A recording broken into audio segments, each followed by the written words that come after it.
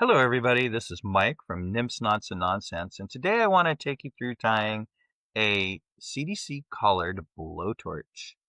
I went to Maine on the Rapid River back in July, went fishing, caught a lot of Atlantic salmon, some pretty good sized fall fish, some smallmouth bass, so smaller smallmouth bass.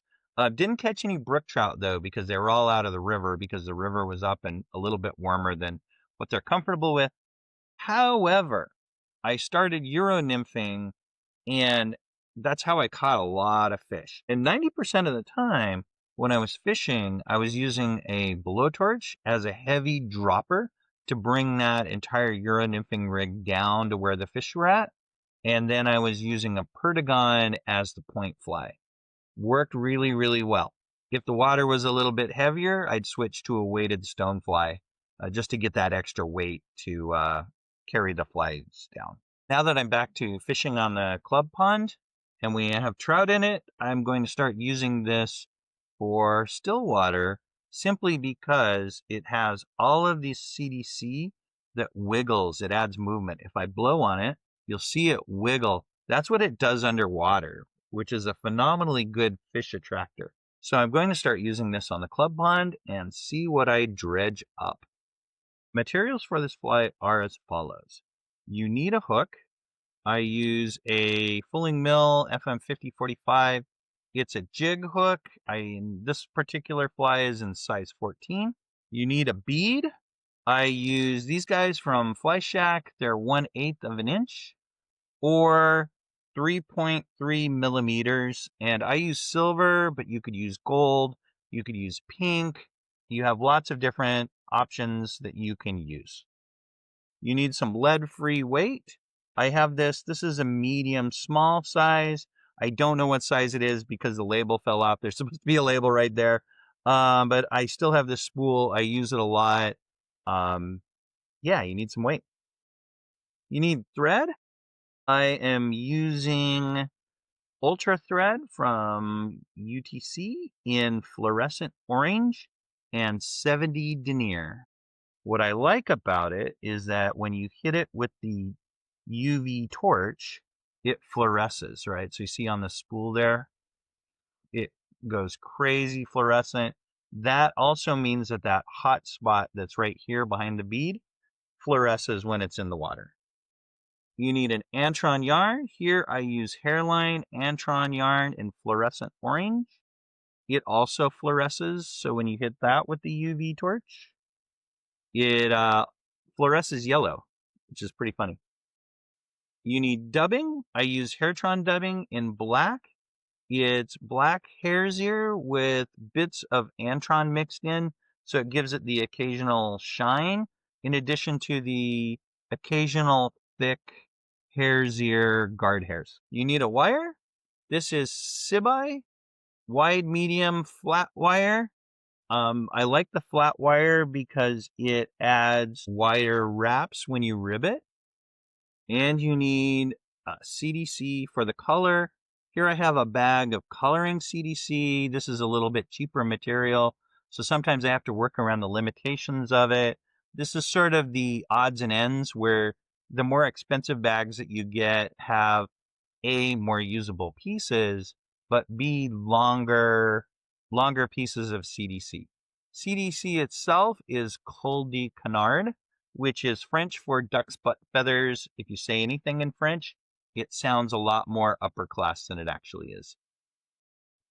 To start this fly, we just take our lead-free weight, place it or pinch it up against the shank of the hook, and give it a twist. 1, 2, 3, and 4. I'm down the end of this piece, so I don't have a lot of room to work with.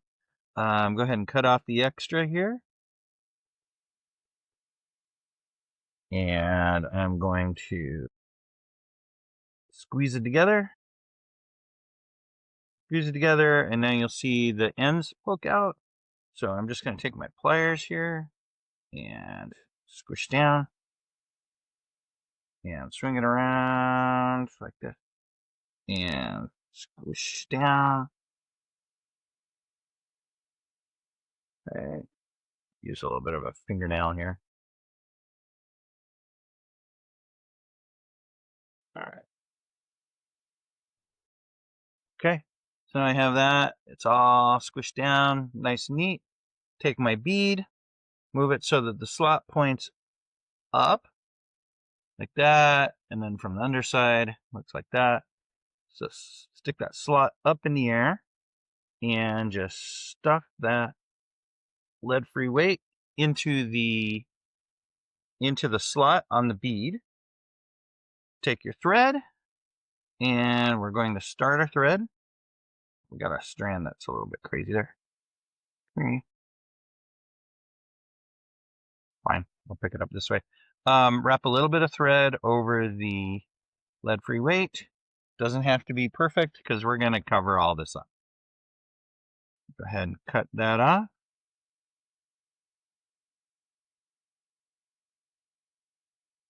Yeah, that's cool. Add our tag. And this is Antron yarn. We'll make, it's usually pretty loose material. So we're going to make a really loose wrap, put it up in between my fingers here, and then down the far side, and then tighten it up. Okay, and I'm going to hold that up as I wrap to the rear in order to make it sit on the spine of that hook. I got a errant string here. Okay. Then I'm going to make 2 wraps behind it, behind that yarn. That will help prop it up so it doesn't fall down and sort of cling to the tail like this. Got a weird fiber hanging out there. Okay. Hang on just a second. I've got this weird piece of CDC that's errant. Okay. Cool. So now I have that tied off. Want to wrap back up to the top. Take my flat wire. Flat wire looks like this.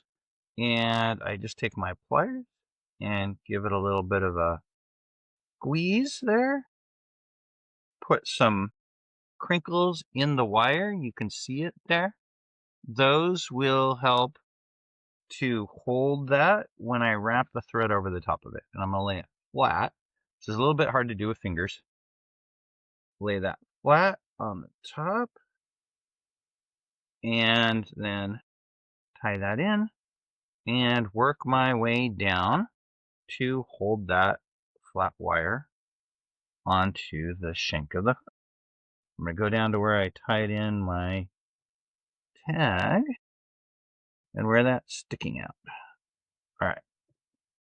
The next thing that we want to add is some Antron or some dubbing. The original recipe uses either ice dub or there's a synthetic peacock that's out there now from Semperfly, something like that. But I'm going to use this black Antron here. It's close enough. It's buggy enough. That makes my fly a little bit flatter than the original one, so it has less disco to it, which is okay. And I'm just going to put on a little dubbing noodle, push that up, and wrap it. And what you don't want here is you don't want a fat body. Okay? So you want to wrap it fairly tight, not building up a lot of bulk on the body of that fly. And I need just a little bit more here to finish this off. Push that up and wrap. Okay, and maybe just a little trace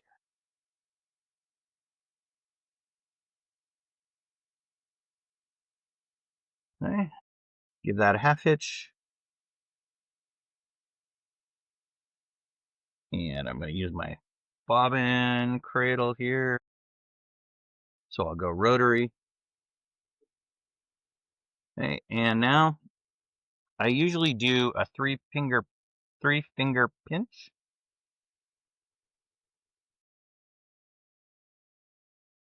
Thread. I'm going to give this a little bit of a trim here. So I got this hair, I got these hairs, and these hairs. One little over here. And that looks pretty good. Doesn't have to be perfect. I just don't want the huge one sticking up. Now, for the wire itself, I will give it, take my fingers and make a little triangle like this, and then hold the thread, or excuse me, the wire in between like this. Okay, that gives me the best grip that I found. You can use hackle pliers, you can use a lot of things, but I'm going to hold this up and start wrapping.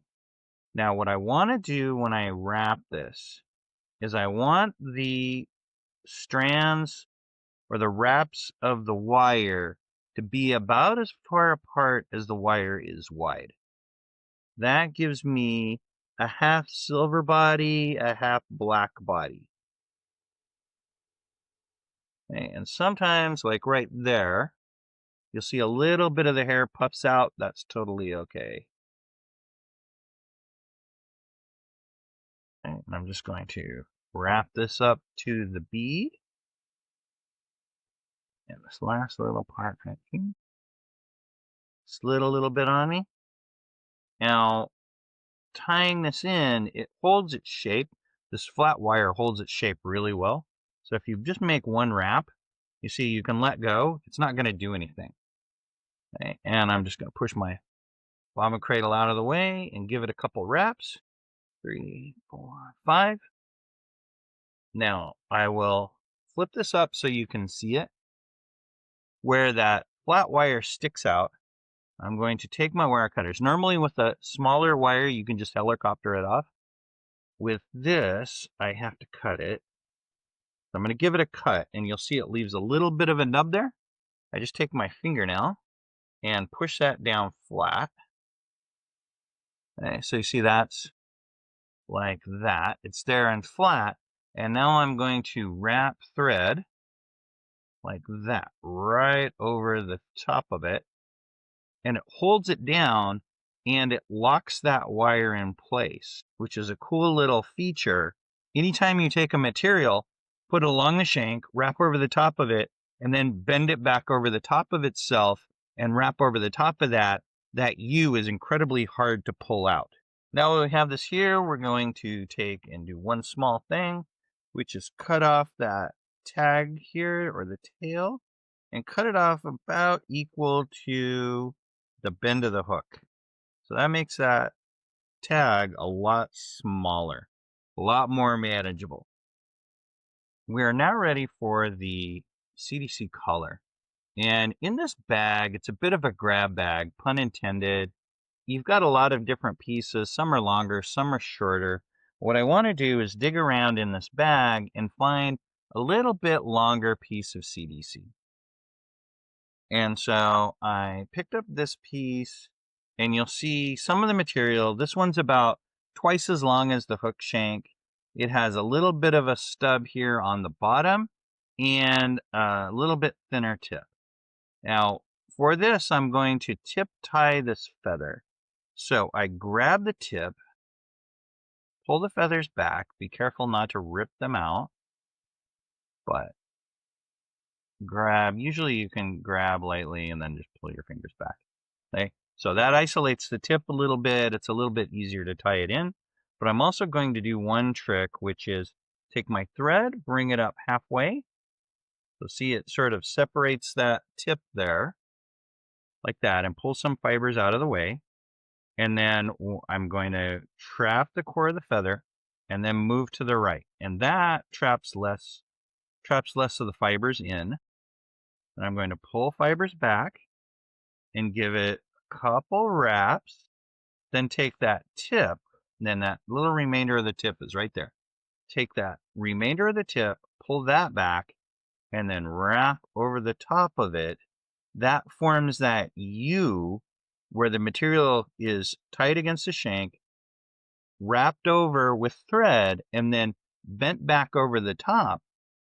And it holds that material very tightly in the wraps that you made.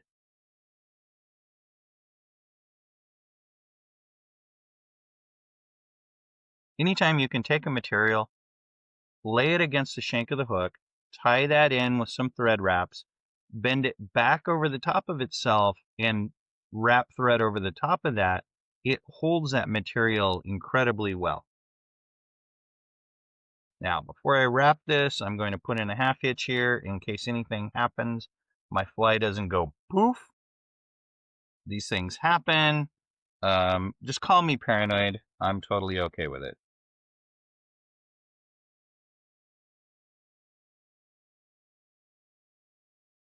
Now, there's a reason that we tip-tied this CDC feather. That is because if you look at the CDC feather, they have this sort of quill spot where they stick into the animal here.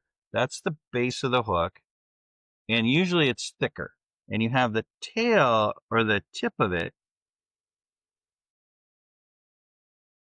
And then you have the tip of the feather, which is incredibly small.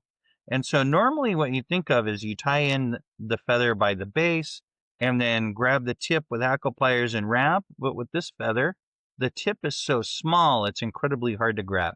So for CDC, partridge, other small, thin feathers like that, a lot of times it's better if you tip tie them and then wrap them as a collar. So what I will do is grab this base of the feather, okay, and just grab that little thing, pull all the fibers back like that, and start to wrap. Okay, and I'll put a finger over the top, grab the base, pull the fibers back. CDC kind of makes a mess. Don't worry too much about it, at least with this technique.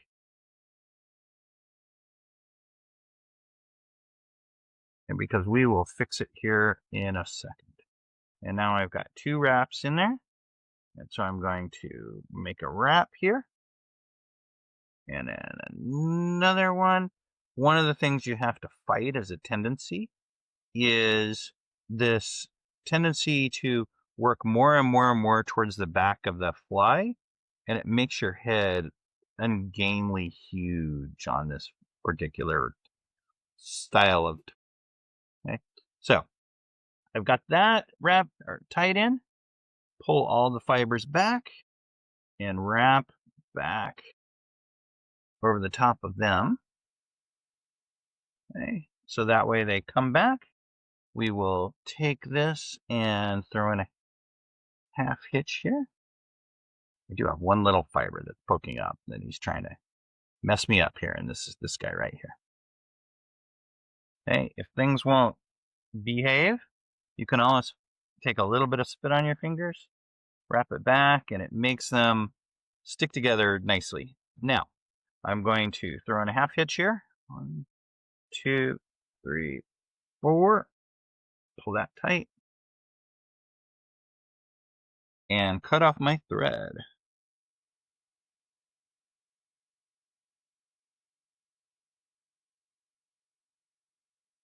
Okay. 2 last steps to this. The first one is we're going to take this core of the feather and cut that out. And then usually we have some fibers that are trapped, so we just have to cut those to free it up. Okay. And let's see. Yeah, that works out. That works out okay. And then the last step is to take some of our UV resin, add a drop here on the back, flip it around quickly, add a drop here. If you have problems with the slot of your bead filling up with resin, so see here, there's a little bit of a gap right there. If you have problems with that filling up with resin, flip your fly upside down, and then gravity becomes your friend instead of your enemy. I am going to hit this with the UV torch. You'll notice a couple things here. This always makes me laugh when I do this because the collar up here fluoresces orange and the tail, which is in theory fluorescent orange, fluoresces yellow. So it's just something that I laugh at every time I make this fly.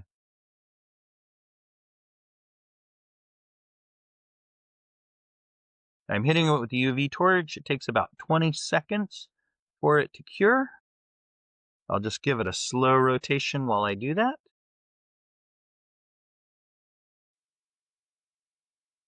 And I am done. And that is a Collared Blowtorch. Feel free to use it anywhere, anytime, and catch some fish. Having said all that, this is Nymphs, Knots, and Nonsense, and I am Mike, and I will see you all in the next video.